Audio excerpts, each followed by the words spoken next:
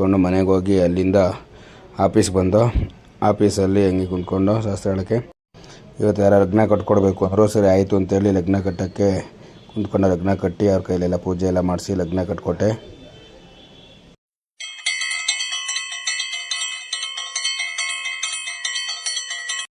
ಆಮೇಲೆ ನಮ್ಮ ಗುರುಗಳು ಬಂದಿದ್ದರು ಇವತ್ತು ಪ್ರೋಗ್ರಾಮ್ಗೆ ಹೋಗೋಕ್ಕೆ. ಇವತ್ತು ಸಂಜೆ ಹರಿಕತೆ ಪ್ರೋಗ್ರಾಮ್ ಇತ್ತು, ಹಂಗಾಗಿ ನಮ್ಮ ರಥವನ್ನು ರೆಡಿ ಮಾಡಿಕೊಂಡು ಹೊರಟು. ಓ ಮಹಾಪ್ರಭು, ನೀವೇನಿಲ್ಲಿ?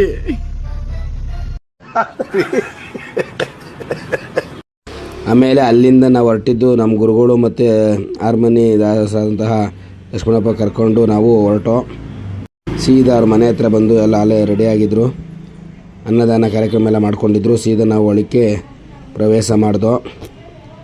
ಗುಮ್ಸಂದ್ರ ಗ್ರಾಮದ ರೇವಣ್ಣವರ ಮನೆಯಲ್ಲಿ. Congratulation brother.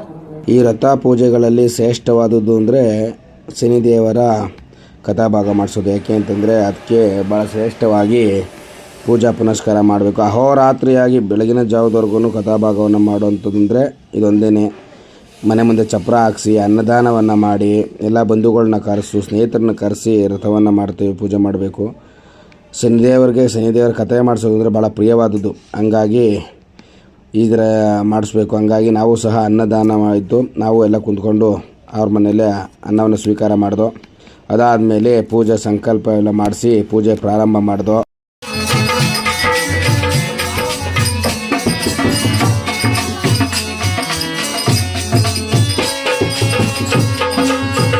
ಅಷ್ಟೊತ್ತಿಗೆ ನಾವು ರೆಡಿಯಾಗಿ ಕತೆ ಮಾಡಕ್ಕೆ ರೆಡಿ ಆದೋ.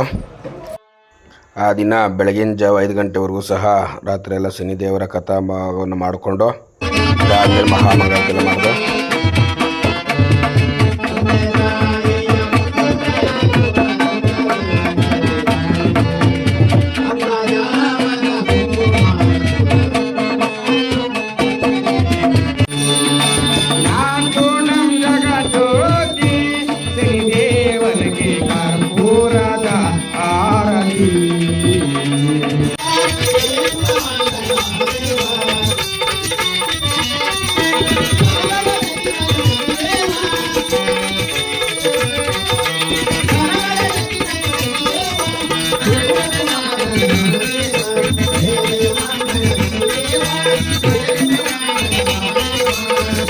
ಮತ್ತೆ ಭೇಟಿಯಾಗೋಣ.